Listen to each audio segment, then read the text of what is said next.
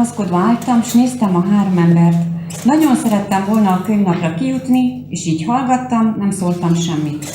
Csak a homlokom izzadt egy kicsit, és a kezem reszketett, ahogy ökölbe szorítva a zsebemben tartottam. Néztem a 3 embert. A soványat, ahogy elterpeszkedve kinyújtott idomtalan lábakkal az íróasztal mellett ült, arcán valami gúnyos, kegyetlen vonással, és a géppuskás kisebbségi elméletről beszélt. Olyan volt az egész ember, mintha nem lett volna egyéb, csupán egy csontra száradt beteggyűlölet, és egy rakás ember kínzó gonoszság, mely ott villogott gyulladt szemgolyaiban, és ott ült alacsony lapos homlokán, gyomorbajos ráncotott elárkolt arcán, kegyetlen gúnyos szájas szélein. Olyan volt éppen, mintha a teremtésben elkallódott rossz tulajdonságokat mindegy testbe vették volna bele, hogy megmutassák az embereknek. Ilyenek lennétek, ha nem őrködnének angyalok a születéseteknél. A másik férfi szintén nem volt valami lányálom, de az előbbihez képest határozott a megnyugtató jelenség. Kövér volt, és ez másokat jelent. A kövér ember mindig kedélyesebb és barátságosabb az élettel szemben, mint a sovány, akinek gyomorbaja van, és gyűlöl minden embert, akinek nem fáj a gyomra. Ez az ember kövér volt és kopasz. Nyaka kidagadt a szennyes és szűk gallérból, világos szürke ruháján zsírpecsétek képtelenkedtek, és kéz helyett 2 eleven zsírpálna lógott elő kabátujjaiból. Ő nem sokat beszélt, inkább csak bólogatott, és egy zsebkéssel a körmeit faragta. A bombonika lehetett valami 30-40 év közötti ártatlanság, sok csonttal és kevés hússal a csontokon. Vékony nyakán hosszú és kellemetlen alakú fejet hordott, amely úgy rakva volt festékkel, hogy nem lehetett pontosan megállapítani, milyen.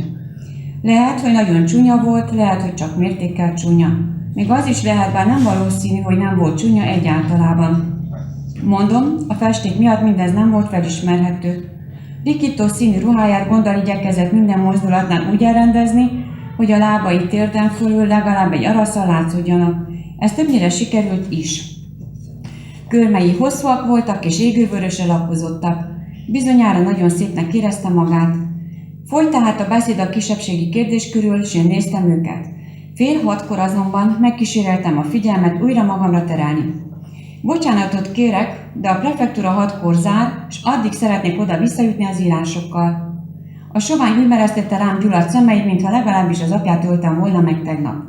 Mit érdekel engem a prefektúra? Recsent rám dühösen, és a szájából egy darabnyál az asztalra fröccsent. Azt hiszi, engem lehet befolyásolni ilyesmivel? Nálam nincs semmiféle protekció. Én nem törődöm a prefektúrával. Akkor végzem a dolgomat, mikor akarom, érti? Különben is már nincs hivatalos óra. 5 óra elmúlt, már nem vagyok köteles dolgozni, nem vagyok köteles, érti? Azt hiszem, megértettem, mert bólintottam rám. Bólintottam, azután nyeltem egyet, és roppant alázatos hangon megkértem a hatalmas soványurat, hogy ne a prefektúra miatt, hanem az én kedvemért írja alá a kérvényemet akkor is, ha a hivatalos óra eltelt már, mert szeretném még ma megkapni az útlevelet. Az alázatos hang olyan volt neki, mint tűznek az olaj, mennyezetig lángolt az üvöltése. Ti magyarok mindig effélével jöttök. Mindig kell nektek valami, mindig csak kértek. Még szabad időnkben is nektek dolgozunk. Aztán azt beszélitek, hogy nincs jó dolgotok Romániában. Menjetek ki, ha nincs jó dolgotok, menjetek a fenébe Budapestre. Hát nem vagytok szabadok, nem? Járhatok össze-vissza az országba, mehettek, ahova akartok, az ördög sem kérdi meg, hogy hová mentek. Tudom, én mit akartok, ti mind Budapestre menni. Budapestre, la Budapesta. Tudom én, revízió kell nektek, hát adnék én nektek Budapestet és revíziót, adnék én nektek. Vigyázzatok csak, mert ha nem féltek a bőrötökben, még az is eljön. Vigyázzatok csak, ti magyarok. Álltam a fal mellett, mint az iskolás fiú, kit a tanító szív. Álltam, és nem szóltam semmit a sovány embernek, hogy olyan undorra köptek ki azt a szót, hogy magyarok, mint a csigába harapott volna. Nagyon szelíd voltam, csak éppen az ujjaim rángatoztak, és a fogam csikorgott egy kicsit. Csak éppen szerettem volna őkkel odavágni az arca közepébe, hogy széjjel úgy csanjon, mint egy rohadt záptojás. Csak éppen szerettem volna felkapni az asztalt előle, és a falhoz vágni, hogy 1000 szilánkán menjen, csak éppen szerettem volna belerúgni a falakba, hogy szétdőljenek. De egyébként egészen szeliden és nyugodtan álltak ott. Mikor aztán kellőleg kiacsarkodta magát ez a rokonszemes sovány ember, akkor hirtelen ötlettel újra a bombonikához fordult, aki eddig ostoba pulyka szemeivel engem mustálgatott, és megkérdezte tőle egy hódító mosoly kíséretében, hogy nem jönne el vele vacsora után holdfényről a Szamosba fürdeni. Ebből újra hosszú beszélgetés lett, s a mutató közeledni kezdett az órán a 6-hoz. Még csak 5 perc választotta el tőle, mikor a sovány újra rám vetette beteg pillantását. Hát még mindig itt vagy? Csodálkozott. Miután Kárőle kicsodálkozta magát béketűrősömmel, felvette az írást, újra átolvasta, majd egyetlen lendülettel ráírta a nevét, és még valamit hozzá. Néhány pillanatig gyönyörködött szellemi munkájában, végül ráütött egy pecsétet, és felém nyújtotta. Na Neszem, megcsináltam, látod? Mert jó ember vagyok. Mi románok mindig ilyen jó emberek vagyunk az a baj. Érted? Nem érted? Hát mi vagy te? Török vagy? Magyar vagy? Na fogjad. Adj ide bélyegre 200 lejt, aztán mehetsz. Te török. Nem mondta, hogy rossz ember vagyok. Nem mondottam én semmit. Mert ha kinyitottam volna a számat, abból nagyon csúnya szavak jöttek volna ki akkor. De nem nyitottam ki. Előkerestem a 200 lejt, odarögtem az asztalra, s mentem. Még a köszönéssel is adós maradtam, de nem is kívánta azt tőlem ott senki. Utolsó percben érkeztem a prefektúrára. A titkár mordarccal átvette írásaimat, és eltűnt velük a párnázott ajtó mögött. Alig fél perc múlva visszajött. Az egészet odalökte elém az asztalra, s kurtán ennyit mondott. A prefektus úr nem ad útlevelet önnek. Már vette is a kalapját, s több szót nem vesztegetett rám. Szóval a prefektus úr nem ad. Egyen meg a fene a prefektus urat. Egy pillanatig még megálltam a megyenház előtt, s küzdelmet vívott bennem a méreg meg a józanság. Hogy szaladjak el az állomás, ahol még elérhetem a hazafelé menő vonatot, vagy menjek vissza a Szigorancára, s vágjam a képibe annak a sovány disznónak valamennyi írásomat. Végül is a józanság lett a győztes, s egy csöndes, de hosszú káromkodás keresztül a fogaim között elindultam az állomás felé. A tanulság minden esetre az volt, hogy soha az ember meg ne alázza magát, még akkor se, ha azt hiszi, hogy ezzel valamit elérhet, amit különben nem sikerülne elérnie. Az emberi méltóság mindennél előbbre való, és nem szabad áruba bocsátani, mert az ember csak kellemetlen perceket, és utólagos szégyent, meg bosszúságot vásárol vele. Második dési utam ebben az évben a fegyvertartás engedélyek miatt volt. Családomban ugyanis valamennyien igen kedveljük a vadászatot, és van néhány kedves, megszokott és jó vadászfegyverünk. Ezeket a fegyvereket még a tavaszon elvették tőlünk, valószínűleg azért, nehogy kárt tehessünk velük a román birodalomban.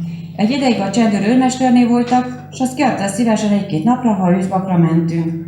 De onnan elvitték később Désre, és többet nem tudtuk megkapni őket. Így aztán kérvényt adtunk be a prefektushoz, hogy kapjunk újra fegyverengedélyt, és egy hónappal a kérvény beadása után elmentem, hogy megnézzem, mennyire haladt előre az ügyünk. A harmadosztályú kocsi, melyikkel Szamosújvártól Désig utaztam, tele volt bevonuló és szabadságra igyekvő katonákkal. Csupán 3-an voltunk civilek, én magam s 2 iparos forma ember a kocsi másik szögletében. Én csendben ültem, a 2 iparos pedig ott túl halkan beszélgetett egymással magyarul. Feleúton lehettünk, mikor egy katona nyitva hagyta az ajtót. Az egyik iparos nagyon udvariasan szólt neki románul. Kérem, tegye be az ajtót húzatva. A katona azonnal eleget tett a kérésnek, azonban a szakasz közepén megszólalt egy kellemetlen hang. Ugye most tudsz románul, ha kell valami? Ha tudtok románul, miért beszéltek magyarul? Romániában vagytok, jegyezzétek meg, s ha magyarul akartok ugatni, menjetek Budapestre. Oda néztem. Persze, sovány ember volt, egy sovány, önkéntes őrmester. Madárképű, alacsony homlokú, jellegzetes román tanítóarc.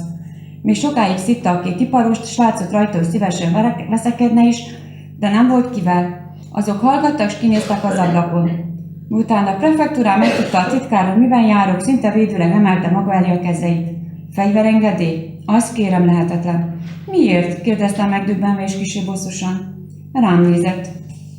Hosszasan nézett engem, s nem is ellenségesen, inkább kissé csodálkozva, hogy ilyen nehézfejű ember is van a világon.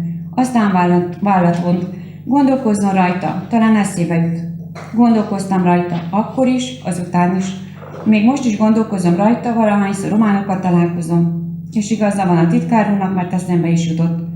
Azért nem kaphattam fegyverengedélyt, azért nem tarthattam vadászpuskát, mert magyar voltam.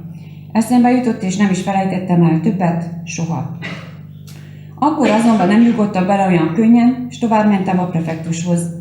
Hosszú idő múltán bejutottam a párnázott ajtó mögé. Ha jól tudom, 46. prefektusa volt Désnek ez az úr, de lehet, hogy tévedek, és a 47. volt, vagy a 45. Kis, szőke, szilimány ember volt, és kegyetlenül barátságos.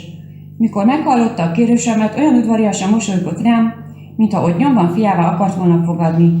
Pedig ezt mondotta: nagyon sajnálom, Domnule, de nem tehettem meg. Szigorú rendeleteim vannak, a kisebbségek nem tarthatnak fegyvert. Udvariasan elbúcsúztunk utána, és borzasztóan tiszteltük egymást.